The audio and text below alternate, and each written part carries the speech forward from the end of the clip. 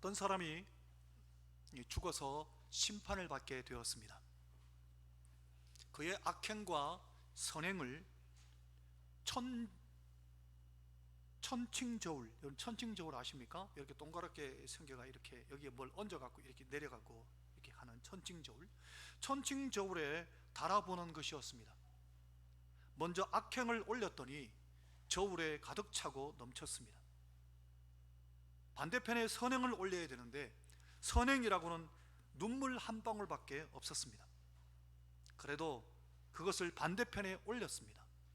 그런데 놀랍게도 저울이 서서히 균형을 이루더니 마침내 선행 쪽으로 기울어지는 겁니다. 어찌된 일일까요? 자세히 살펴보니 하나님의 은총이 그 눈물을 감싸고 있었던 것입니다. 사랑하는 성도 여러분, 우리는 모두가 다 여호와의 날, 하나님의 심판의 날 앞에 설 때가 있습니다. 하나님 앞에서 결산할 날이 올 것입니다. 오늘 이 성경은 그 여호와의 날에 대하여 최초로 말했던 요엘 선지자가 그 여호와의 날에 대하여 지금 이야기하고 있습니다. 여러분, 요엘 선지자, 지지난주에는 우리가 요나 선지자를 살펴봤는데 오늘은 요엘 선지자를 살펴볼 텐데, 여러분, 요엘 선지자는 어느 시대에 살았던 사람인가 하면 요엘서에 보면 정확하게 기록은 없습니다만은 문장과 문화와 그 시대의 그 메뚜기 재앙과 이런 모든 걸 다 검토해 봤을 때 엘리야 시대 때 선지자인 것으로 추정이 됩니다. 그 당시에 여러분, 남쪽과 북쪽이 이스라엘이 갈라져 있었는데 북쪽 이스라엘에는 엘리야 선지자가 활동하는 시대, 그때 남쪽 유다에 하나님 말씀을 전하는 선지자가 있었으니 그 사람이 요엘이었습니다. 요엘 선지자가 이 요엘 하나님 말씀을 받아서 설교를 했는데 그가 설교한 내용 그대로를 성경으로 기록한 겁니다. 이때가 언제냐? 지금으로부터 2800년쯤 전입니다. 주전 830년쯤입니다. 그 당시 남쪽 유다인은 8살의 왕이 되었던 요아스가 왕이었던 시대, 그 시대의 요엘을 통해 하나님이 뭘 말씀하셨는가 하면 너희가 내게로 돌아오라고, 회개하여 애통하고 눈물을 흘리며 내게로 돌아오라고, 그러면 내가 성령을 선물로 주겠다고 하나님이 요엘을 통해서 그 말씀을 하신 겁니다. 그런데 그 당시에 유다 백성들이 하나님께로 돌아오지 않습니다. 그래서 결국에는 이 말씀의 주인공이 바로 그들이었는데 그들이 이 말씀을 누리지 못합니다. 하나님은 회개하는 사람에게 성령을 주시겠다고 약속하신 성경, 여러분, 신구약 성경 전체를 통틀어서 아주 중요한 메시지와 성경 구절들이 많습니다만은 그 중에 가장 우리가 붙잡아야 될 말씀 중에 하나가 바로 오늘 이 성경입니다. 요엘서 가운데, 요엘이 설교했던 설교 가운데 가장 핵심의 메시지가 오늘 28절에서 32절 이 말씀입니다. 우리는 지금 이 말씀이 이루어진 시대를 살고 있습니다. 어떻게 그렇게 되는지, 그리고 그게 내게 어떻게 적용이 되는지 오늘 이 말씀을 통해서 내게 하시는 하나님의 음성을 들으시기를 예수님 이름으로 축원합니다. 여러분, 성령의 충만함은, 오늘 이 시대의 성령의 충만함은 구약 시대의 믿음의 선배들하고 굉장히 차원이 다릅니다. 구약 시대의 다윗, 믿음으로 살았던 믿음의 선배들 많지 않습니까? 우리가 빛으로 살았던 사람, 믿음의 선배들 쭉 이야기했던 것 같이 아담, 그죠? 에녹, 비롯해서 지지난 살 요나 비롯해서 수없이 많은 믿음의 선배들이 있었는데 그들은요, 마치 뭐와 같은가 하면 사진으로 성령을 보는 것이라고 비유한다면 오늘 우리는 성령 하나님하고 데이트 날짜 잡아가 성령 하나님 직접 만나가 같이 데이트하고 같이 먹고 같이 자고 같이 신앙생활을 하고 같이 인생길을 걸어가는 그 시대를 우리는 지금 살고 있는 겁니다. 이게 성령 충만입니다. 구약의 믿음의 선배들이 누리지 못했던 것들입니다. 그걸 오늘 하나님 우리에게 이미 주셨는데 이것을 아직 누리고 살고 있지 못하는 경우들이 많을 겁니다. 오늘 말씀을 잘 듣고, 오늘 이 말씀이 이루어진 시대가 언제였습니까? 신약 성경 어디에 이루어진지 혹시 기억하십니까? 오늘 요엘서 2장 28절에 32절의 말씀, 신약성경이 어디에 이루어졌죠? 사도행전 2장에 베드로가 성령이 충만하여서 이 요엘서 말씀을 인용하여 설교하게 되었습니다. 더 깊이 있게 이 성령에 대해서 알고 싶으시면 오후 예배에 꼭 참석하십시오. 오후 예배 더 깊이 들어갑니다. 자, 오늘 첫 구절 한번 볼까요? 28절 같이 한번 읽어보겠습니다. 그 후에, 시작. 그 후에 내가 내 영을 만민에게 부어주리니 너희 자녀들이 장래의 일을 말할 것이며 너희 젊은이는 이상을 볼 것이며, 여기 그 후에라고 나오는데 그 후에가 언제를 말할까요? 그 후에, 그럼 그 전에가 있어야 될 거 아닙니까? 그 전은 뭘까요? 참 요엘서 2장에 보면 앞에 12절에 그 전에를 이야기하고 있습니다. 자, 12절과 18절을 보면 12절에 여호와의 말씀에 너희는 이제라도 금식하고 울며 애통하고 마음을 다하여 내게로 돌아오라. 울며 애통하며 마음을 다하여 내게로 하나님께로 돌아오라는 겁니다. 그러면 그때 어떤 일이 일어나느냐? 18절 같이 읽어볼까요? 그때에, 시작. 그때에 여호와께서 자기의 땅을 극진히 사랑하시어 그의 백성을 불쌍히 여기실 것이라. 아멘. 울며 애통하며 전심으로 하나님 앞에 돌아오게 되면 하나님이 사랑하셔서 불쌍히 여기실 것이라. 어디를요? 유다 땅을. 유다 땅이라는 표현은 유다 땅 안에 살고 있는 모든 사람들 다 포함하지 않습니까? 그런데 유다 백성들이 이 요엘 선지자의 메시지를 듣고 어떻게 했을까요? 돌아오지 않습니다. 여러분, 그 당시에 북이스라엘에 엘리야 선지자가 있었잖아요. 엘리야가 얼마나 많은 기적을 행했습니까? 그럼에도 하나님께로 돌아오지 않았습니다. 결국에는 어떻게 됐을까요? 북이스라엘이 이미 망하고 남유다도 다 망하고 맙니다. 이 그 후에가 언제입니까? 애통하며 하나님 앞에 회개하며 눈물로 회개하며 하나님께 돌아온 바로 그 때에 하나님 불쌍히 여기셔서 그 후에 성령을 부어주시겠노라고 약속하셨는데 돌아오지 않았기 때문에 그들은 이 성령의 역사를 경험하지 못합니다. 그래서 그 후에라가 이 단어가 어떻게 바뀌어졌는가 하면 오랜 시간 후에로 바뀌어져 버립니다. 오랜 시간이 걸립니다. 성령의 역사가 일어나는 그 시간이 오랜 시간을 거쳐서 이들이 바벨론의 포로로 잡혀가죠. 잡혀가고는 70년이 흘러서 다시 돌아옵니다. 돌아와서 성전도 재건하고 성벽도 재건했습니다만은 그래도 성령의 충만한 이 성령의 역사가 일어나지 않습니다. 언제 일어날까요? 성전도 짓고 나서 그들의 삶의 현장에 하나님이 더 이상 마지막 선지자를 보냅니다. 마지막 선지자가 누구였는가 하면 말라기 선지자와 그리고 학사 에스라까지. 그 후에는 하나님이 선지자도 보내지 않고 꿈도 주시지 않고 말씀도 하지 않으십니다. 그 세월이 400년이 흐릅니다. 400년 후에 누가 이 땅에 오셨습니까? 하나님이 직접 이 땅에 오십니다. 그분이 예수 그리스도입니다. 그래서 그 후에가 금방 이루어질 수 있었음에도 불구하고 이들이 회개하지 않았기 때문에 오랜 시간이 걸리게 되었습니다. 무려 에웰이 선포했던 그때로부터 830년이 흘러가게 됩니다. 오랜 시간 후에.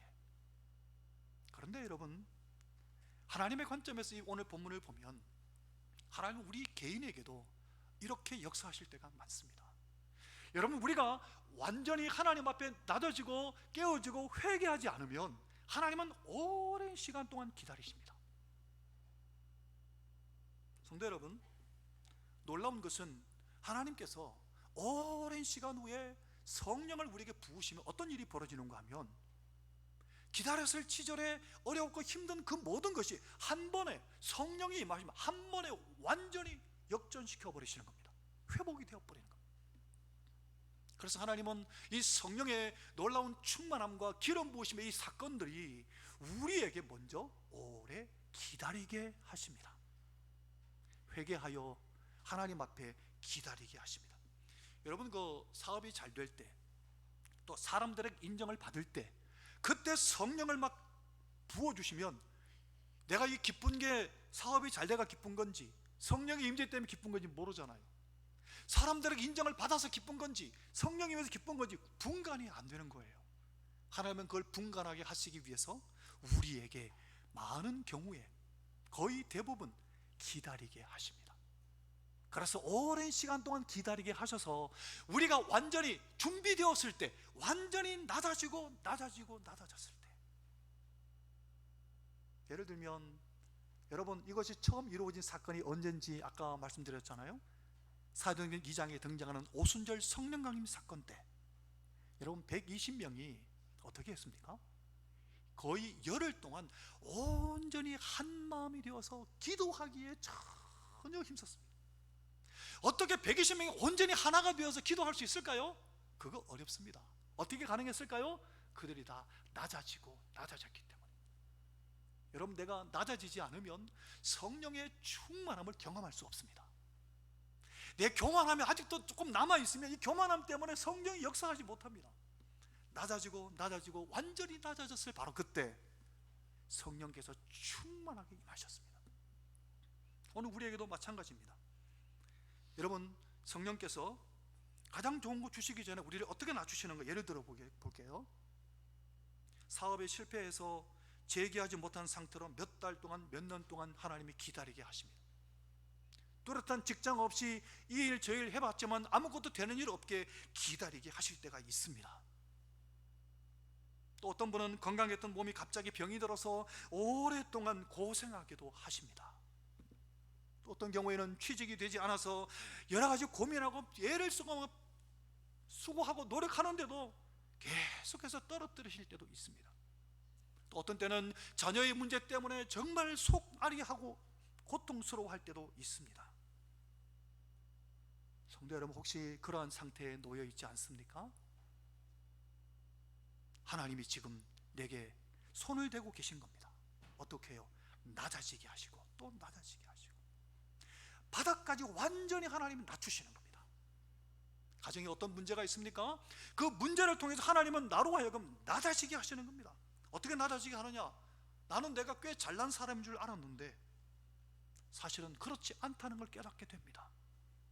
나는 마음만 먹으면 무슨 일이든지 할 수 있을 줄 알았는데 그렇지 않다는 것을 깨닫게 됩니다. 나는 아무것도 아니구나, 나는 아무것도 아니라는 걸 철저하게 깨달을 바로 그때 성령이 임하시는 겁니다. 그렇게 될 때까지 나를 하나님이 기다리게 하고 또 기다리게 하고 낮추게 하시고 또 낮추시고, 그리고 나서 성령을 부으십니다. 어느 순간 하나님께서 은혜를 퍼붓기 시작하시는데 감당하지 못할 정도로 부어주십니다. 이걸 경험 안 해본 사람은 모릅니다. 감당할 수 없이 부어주시는데 이때까지 기다렸던 모든 세월들, 이때까지 아팠던 모든 문제들이 한꺼번에 완전히 회복됩니다. 이전에 있었던 일을 싹 잊어버릴 정도로, 마치 임산부가 이 임산 고통을 막 느끼다가 아이를 낳고 나면 고통을 느끼는 그걸 다 잊어버린 것 같은 이 성령의 충만한 역사들을 하나님은 우리에게 경험하게 하십니다.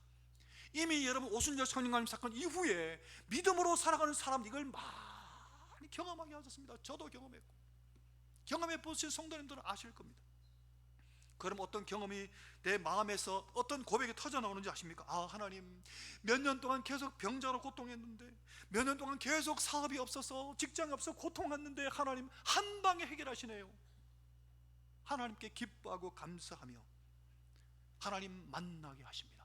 하나님 만나게 되면 어떻게 되는지 아십니까? 세상의 학문과 세상의 명예와 세상의 권력과 세상의 돈이 휴지 조각에 불과하다는 것을 깨닫게 됩니다.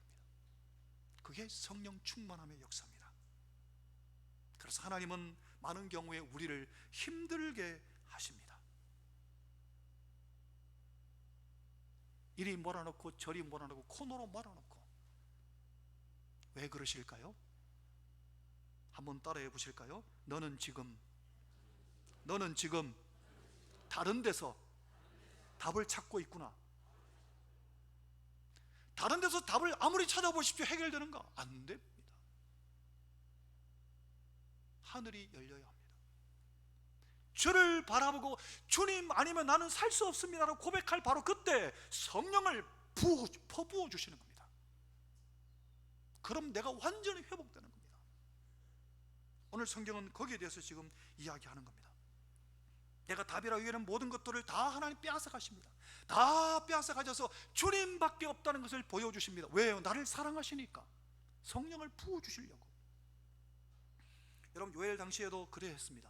세계에서 유일한 교회가 바로 이 남유다였습니다. 그런데 그 유일한 그 교회를 향해서 요엘이 설교하는데도 그 말을 아무도 안 듣는 겁니다. 회개하지 않는 겁니다. 그래서 하나님이 어떻게 하셨습니까?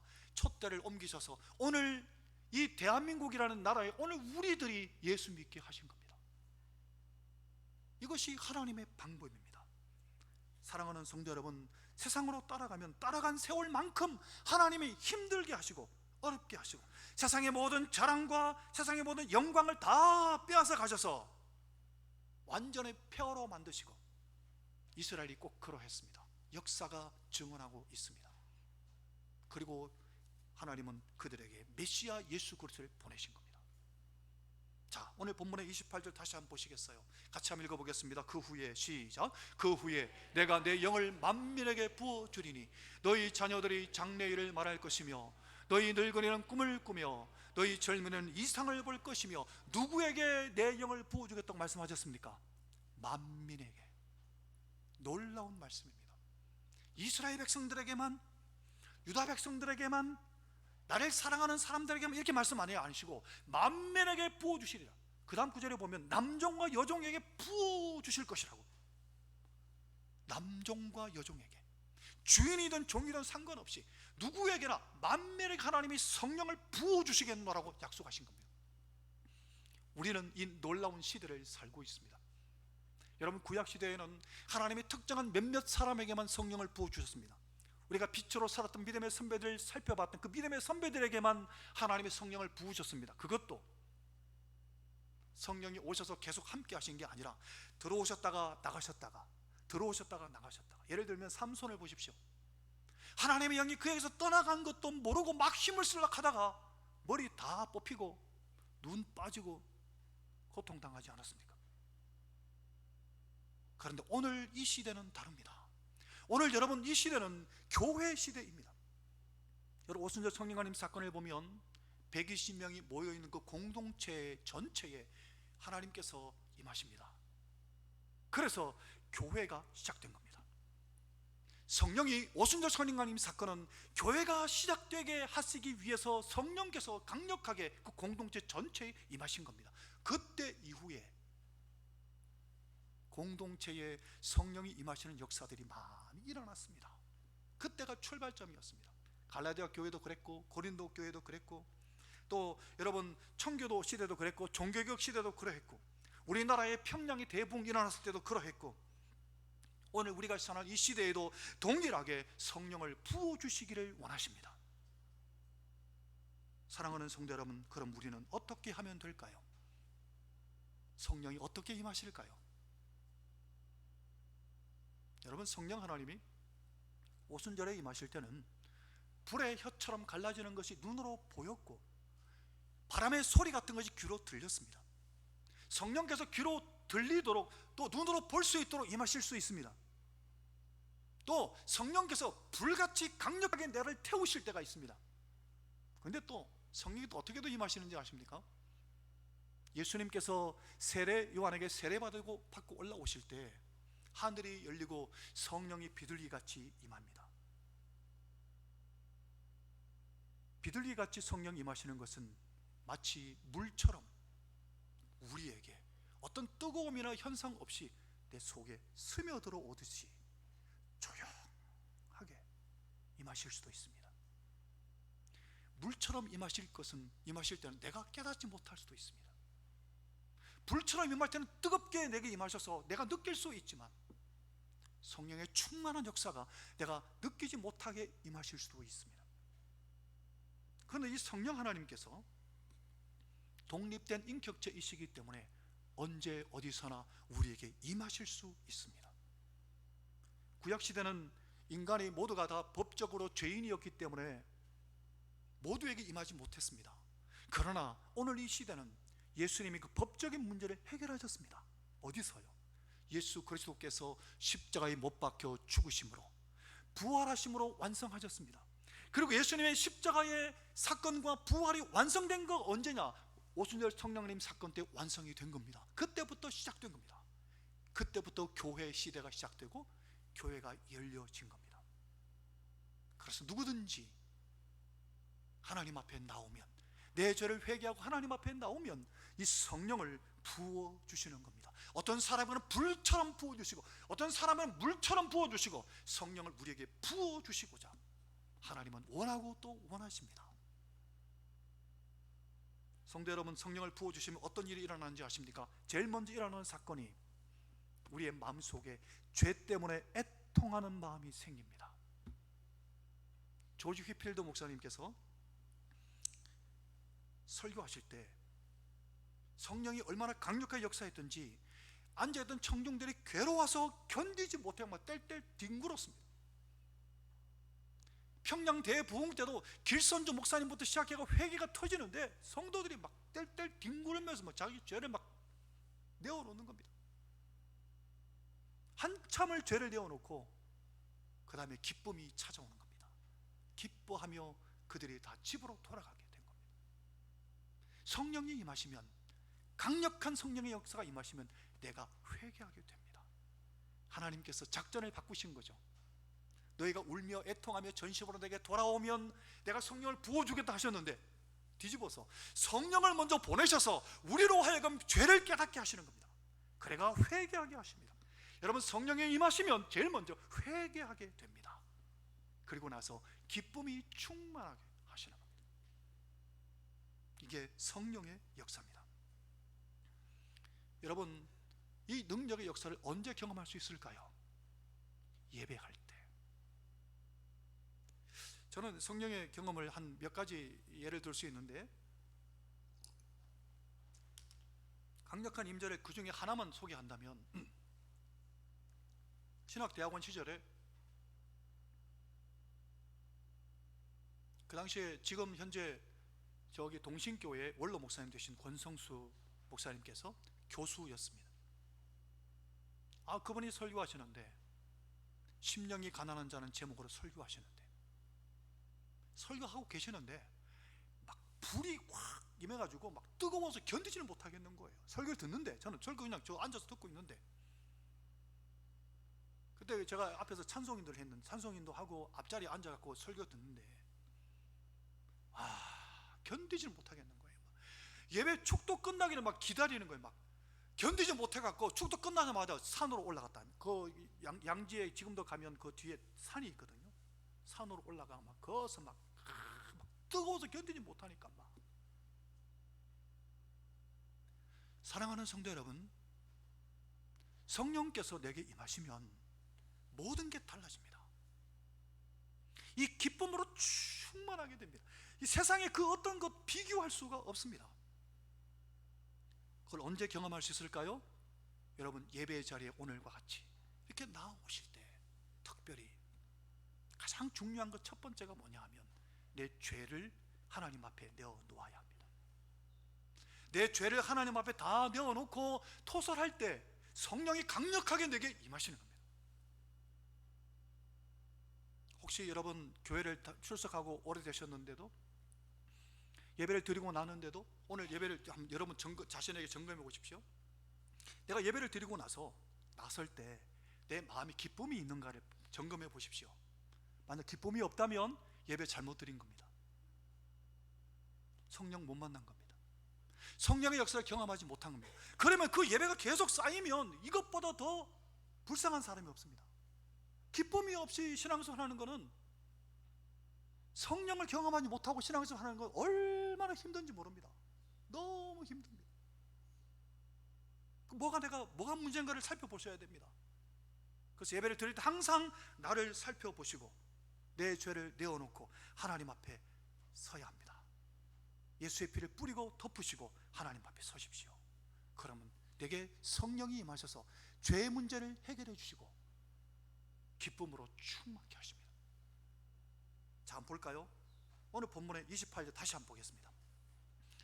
함께 읽겠습니다. 제가 읽어볼게요. 그 후에 내가 내 영을 만민에게 부어주리니 그랬어요. 자, 그런데 이 부분을 인용하는 베드로가 뭐라고 했는지 한번 볼까요?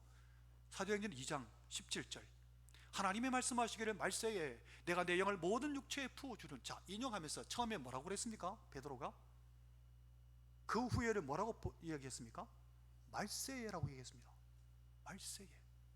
이건 베드로가 이 구약의 요엘서를 자기 나름대로 해석해서 이 말세에라는 단어를 해석해서 그 후에라는 단어를 해석해서 말세라고 표현한 겁니다. 말세가 언제일까요?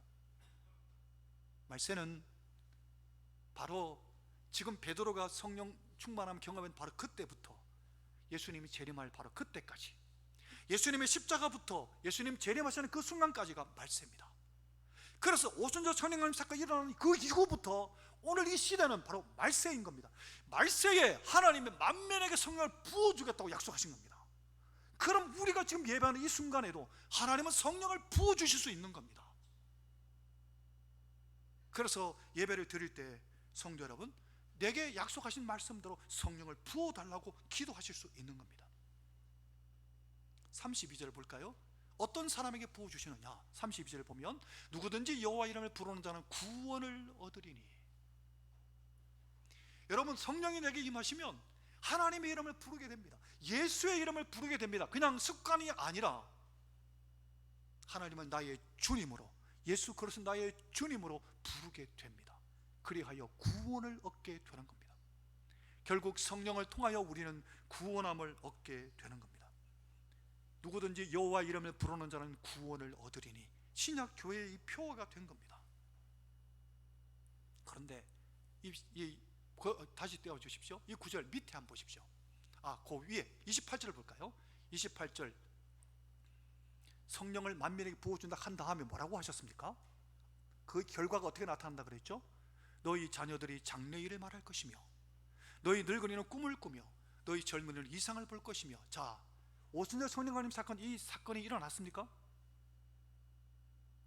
120명 가운데서 여러분, 장래일을 말하는 사람, 꿈을 꾸는 사람, 또 이상을 보는 사람이 있었습니까? 없었잖아요. 그 어떻게 이게 이루어졌다고 말할 수 있습니까? 뭘 말할까요? 하나님께서, 여기 보면 예언이라는 단어가 나오는데, 예언과 환상과 이상을 볼 것, 이 표현은 한마디로 묶어서 하나님의 말씀이 깨달아질 것을 이야기하신 겁니다. 하나님의 말씀이 깨달아질 것을 이야기. 왜 그러냐? 목사님 그걸 왜 압니까? 고린도전서 12장, 13장, 14장 지금 새벽기도 강의하고 있는데요, 사도 바울이 이렇게 얘기했습니다. 예언의 은사가 있는, 예언의 은사가 뭐냐?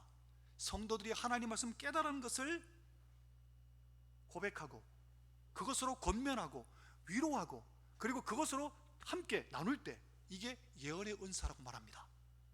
내가 깨달은 말 5마디 하는 것이 1만 마디 방언하는 것보다 더 나으니라고 말하면서 하나님 말씀이 깨달아지는 것이, 이게 놀라운 예언의 은사라고 말합니다. 성령이 충만하면 이 예언의 은사를 하나님 우리에게 부어주시는 겁니다. 뭐예요? 한번 따라해 볼까요? 하나님의 말씀이 깨달아지는 것. 하나님 말씀이 깨달아지는 겁니다. 여러분, 우리가 하나님 앞에 나와 예배할 때 성령께서 우리의 심령을 조명하시면 똑같은 설교를 듣는데요, 어떤 사람은 은혜를 못 받는데 어떤 사람은 은혜를 받았다 얘기하잖아요. 왜 그럴까요? 성령이 내 마음에 비추셔서 깨닫게 하시는 겁니다.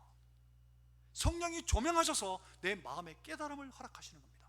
그러면 모든 얽매인 것에서 풀어지는 겁니다. 모든 문제에서 노연하는 겁니다.